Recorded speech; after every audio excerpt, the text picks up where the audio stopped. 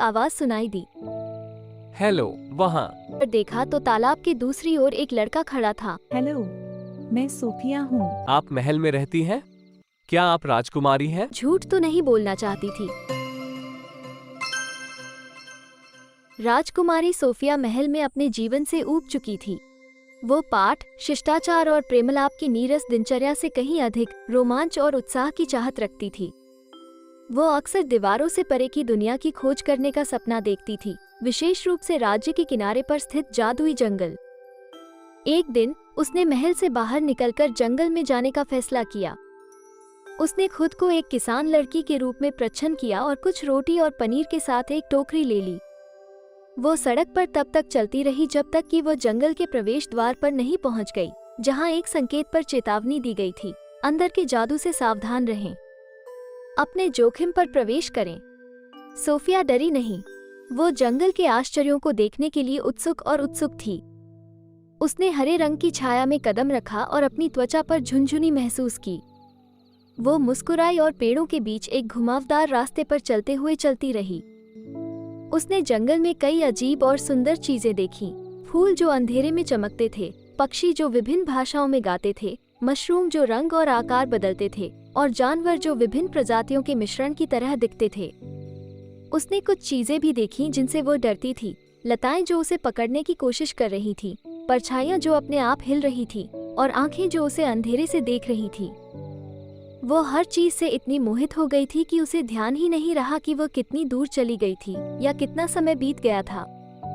उसे एहसास हुआ कि वो खो गई थी जब वह एक साफ स्थान पर पहुंची जहां एक बड़ा तालाब आकाश को प्रतिबिंबित करता था। उसने चारों ओर देखा और जिस रास्ते पर वो चली थी उसका कोई निशान नहीं दिखा। उसे डर का एहसास हुआ और उसने सोचा कि वो महल में वापस कैसे आएगी। उसने कुछ देर आराम करने और कुछ खाने का फैसला किया। वो घास पर बैठ गई और अपनी टोकरी खोली। उसने ब्रेड और पनीर का एक टुकड़ा निकाला और उसमें काट लिया। वो दूसरा टुकड़ा खाने ही वाली थी कि उसे एक आवाज सुनाई दी। हेलो, वहाँ। आप कौन हैं और यहाँ क्या कर रहे हैं?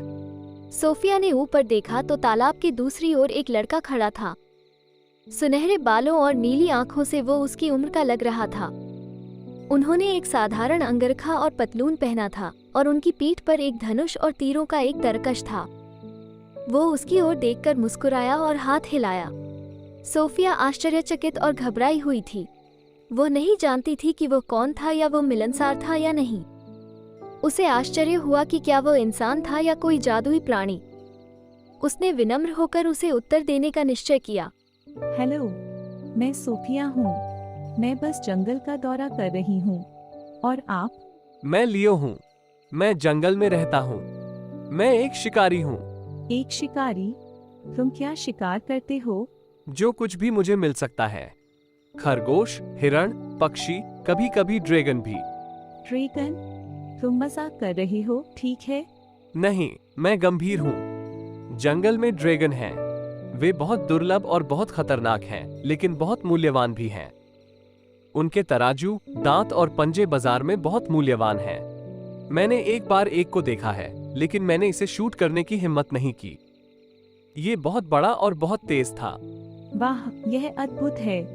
मैंने पहले कभी ड्रैगन नहीं देखा है। मैंने उनके बारे में केवल किताबों में पढ़ा है। किताबें? किताबें क्या है? सोफिया हैरान थी। उसे विश्वास नहीं हो रहा था कि वो नहीं जानता कि किताबें क्या होती हैं। किताबें खैर कहानियों की तरह होती हैं, लेकिन कागज पर लिखी होती हैं। आप उन्हें पढ़ सकते हैं और उनसे चीजें सीख सकते हैं। पढ़ें? क्या पढ़ा है? सोफिया अवाक रह गई।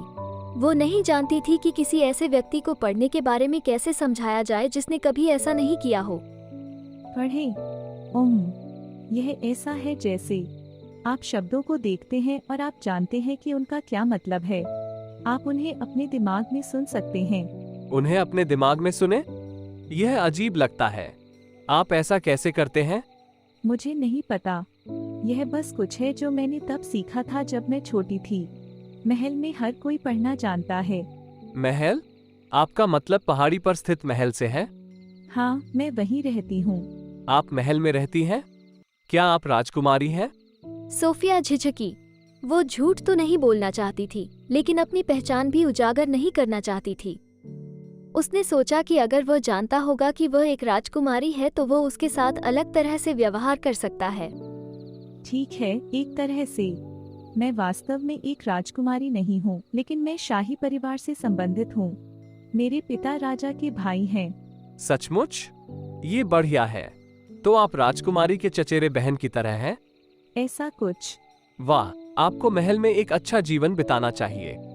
आपके पास वो सब कुछ है जो आप चाहती हैं, है ना? वास्तव में नहीं। मेरे पास ज्यादा आजादी नहीं है। मुझे बहुत सारे नियमों का पालन करना पड़ता है और बहुत सारी उबाऊ चीजें करनी पड़ती हैं। मेरा कोई दोस्त या मौज मस्ती करने वाला नहीं है, इसलिए मैं जंगल में आई हूँ। मैं देखना चाहती थी कुछ अलग। मैं समझ गया। खैर, आप भाग्यशाली हैं कि आपने मुझे पाया। मैं आपको जंगल के चारों ओर दिखा सकता हूँ। मैं सभी बेहतरीन स्थानों और रहस्यों को जानता हूँ। क्या आप मेरे साथ आना चाहती हैं? सोफिया को लालच आ गया। उसे लियो पसंद आया। वो मिलनसार, मजाकिया और साहसी था। ऐसा लग रहा था कि वो जंगल और उसके जादू के बारे में बहुत कुछ जानता है। वो उसके साथ इसे और अधिक देखना चाहती थी। वो कुछ देर के लिए अपनी समस्याओं और जिम्मेदारियों को भी भूल जाना चाहती थी। लड़के ने तालाब की ओर देखा और उसका अक्स देखा। उसने भूरे बालों और भूरी आंखों वाली एक लड़की को देखा जिसने किसान पोशाक और लबादा पहना हुआ था। वो राजकुमारी जैसी नहीं लग रही थी। वो एक सामान्य लड़की की तरह लग रही थी, एक लड़की जो मौज मस्ती करना चाहती थी। उसने अपना मन बना लिया। उसने सिर हिलाया और लियो की ओर देखकर मुस्कुराई। हाँ, मैं तुम्हारे साथ आना चाहती हूँ। मुझे जंगल दिखाओ। बहुत बढ़िया। तो फिर आओ, मेरे पीछे आओ। लियो तालाब पर कूद गया और सोफिया के बगल में उतर गया। उसने उसका हाथ पकड़ा और उसे ऊपर खींच लिया। वो उसे साफ जगह के किनारे तक ले गया, जहाँ पेड़ों के बीच एक संकरा रास्ता दिखाई दिया। हम कहाँ जा रहे हैं? जंगल में सबसे खूबसूरत चीज देखने के लिए। एक जादुई फूल जो साल में केवल एक बार खिलता है। ये बहुत दुर्लभ और बहुत खास है। आपको ये पसंद आएगा। एक जादुई फूल?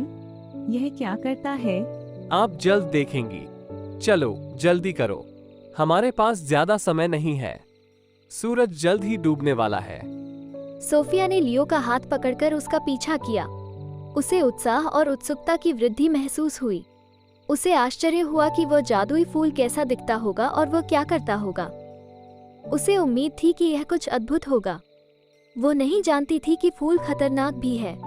वो नहीं जानती थी कि इसमें एक काली शक्ति है जो उसके जीवन को हमेशा के लिए बदल सकती है। वो नहीं जानती थी कि वह अपने जीवन की सबसे बड़ी चुनौती का सामना करने वाली है। वो नहीं जानती है कि यह तो उसकी कहानी की शुरुआत है।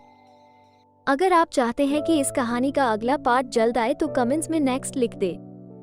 और भी मजेदार कहानियां देखने के लिए सब्सक्राइब करें सैदी कॉमिक्स को और बेल की आइकॉन को दबाव ताकि तमाम कहानी तक सबसे पहले आप पहुंच सको।